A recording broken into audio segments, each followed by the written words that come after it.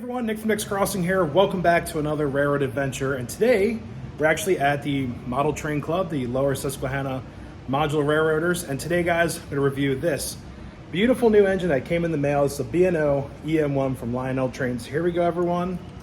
All aboard. Man, this thing's heavy. All right, guys, maybe saying, Nick, this is a change in scenery. What's going on? And guys, I'm going to be honest with you. I bought this locomotive and the minimum requirement is 072.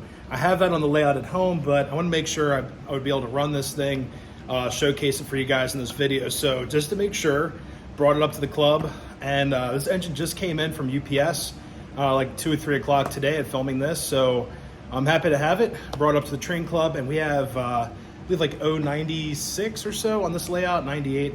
It's like 72, 80, and then 90 something. So definitely have enough room. The overhang isn't too crazy, but it is running great. My only problem is that it's missing part of a traction tire. So when I get home, go up to the lab, of my house, the shop up there, we'll be able to take that traction tire off and replace it. But until then, we're just gonna have to deal with it. So guys, let's get into this review. All right, guys, so I've been wanting some articulated steam engines for a while, and this might shock you guys. I'm not the biggest fan of the big boys. So there's a big craze out there for Union Pacific big boys. They're beautiful engines. They're really cool to see. I've seen, I believe, 2 in person. One up at Steamtown, one was somewhere else when I was younger. Might have been 4014, not exactly sure. But I have seen 4012, awesome feat of mankind, beautiful locomotive, but they're just really not my favorite running locomotives. I like to keep it local or somewhat local. The EM1s were ran by the B&O. We'll get into some history about that. They ran towards like Cumberland in the mountains and such for coal, but they're still local, homegrown to where I grew up down in Baltimore. You can hear the way I say Baltimore right there. But these engines are just spectacular runners. I recently bought an Allegheny. I've been inside of an Allegheny, I believe 1604. I've been inside of that engine. Beautiful locomotive. So I like to keep my articulated steam local. There are some PRR pieces I'm looking at in the future, but this thing was just such a great deal. So shout out to the eBay seller that sold me this for a fantastic price. I've seen some of these go online for, $1,000+ and this one was right around $600. So I'm very happy to pick this up for that deal.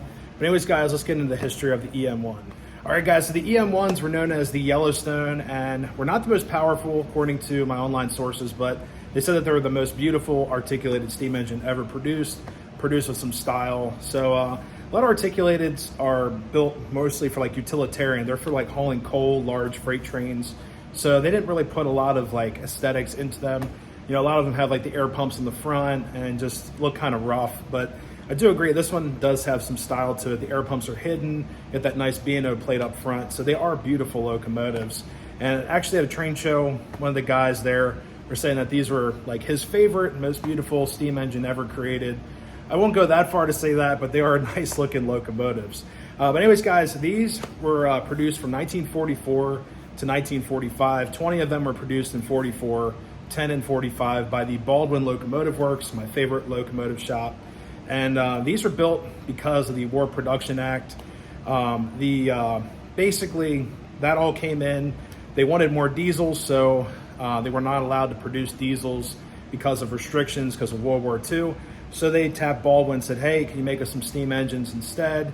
And they said, yeah, sure, we'll get those going for you. So we have 30 of these engines numbered from 7600 to 7629. And we have 76, what are you? 7616, so about halfway in the middle of the production, or number 15, or technically number 17, so congratulations there. But these engines, all of them are scrapped, unfortunately.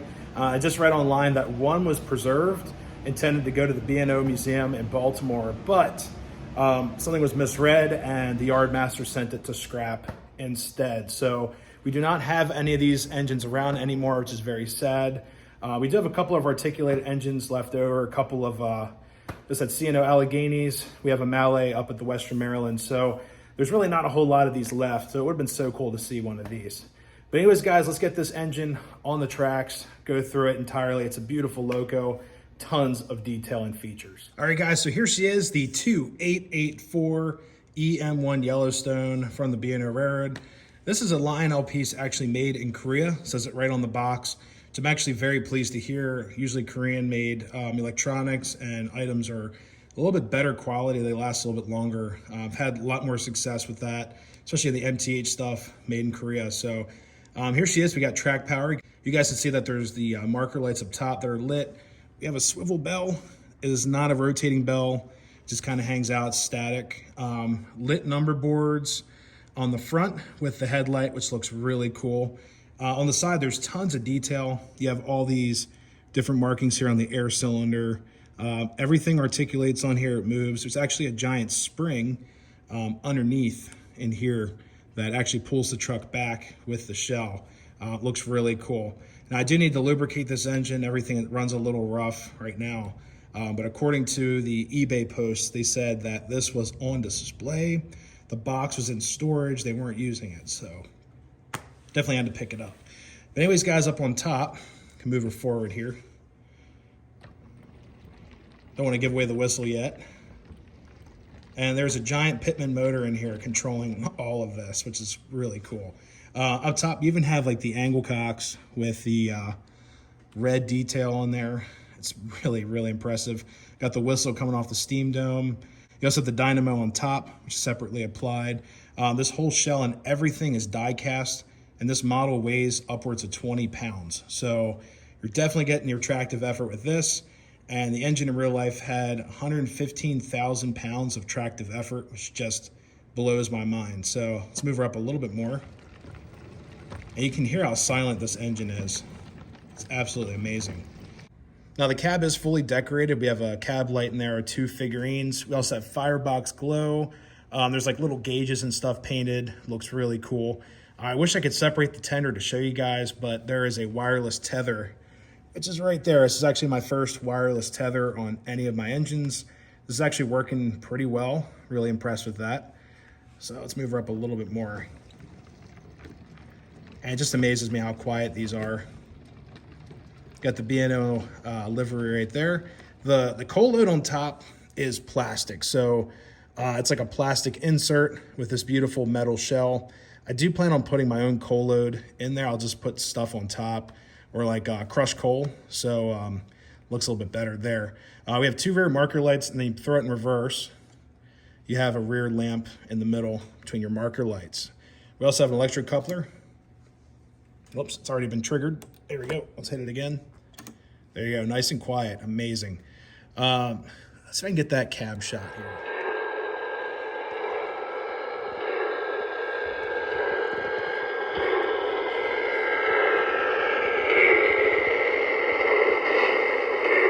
All right, guys, so there's the closest look I can get with the cab. I'll actually try to put my phone in there in just a second, but it just looks super nice. There's also firebox glow, which is activated when the engine's powered up. And guys, this engine is equipped with Dynachuff, but the fan smoke unit sort of just runs while the engine's rolling, which is totally fine. It's not overpowering. It's not gonna like, burn anything out. Just keep it on. I don't push like smoke boost or anything like that. I forgot to mention this engine also has Odyssey, which is really nice, so it doesn't go crazy. It's a really smooth runner, just a beautiful, beautiful piece. So let's get this thing started up. All right, guys, so you get like the dynamo sound in the background, which sounds really nice. Get the steam blow-off sound, which is if you hit 3. To power down the engine, you also hit 5. Number 6 should be the air sound whistle. Sounds awesome. It actually gave me chills when we first ran this up here. Was not expecting that. I was expecting like more of a hooter sound, but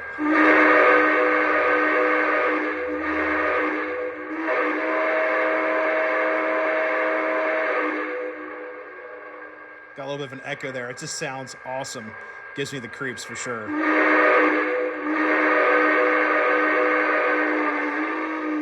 Can't forget the bell, which is important. Beautiful bell sound there. It also kind of fades out, but that whistle, man. All right, let's throw in reverse. Let's see. Oh, that's forward. And the engine only has the firebox glow while it's moving, so you can see the firebox glow right in there.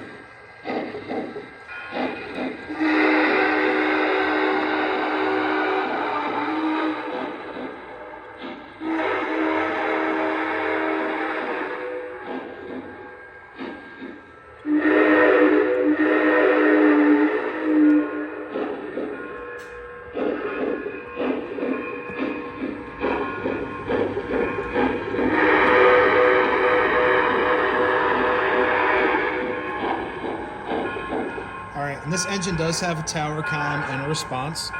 Let's turn the bell off, and let's hit aux 7. B&O 7616, you are cleared outbound. And you hit number 2 to respond. So God only knows what that guy just said, but you guys know it's got tower comm. And like I said, 7 and 2. It's very early tower comm. B&O 7616, you are cleared outbound.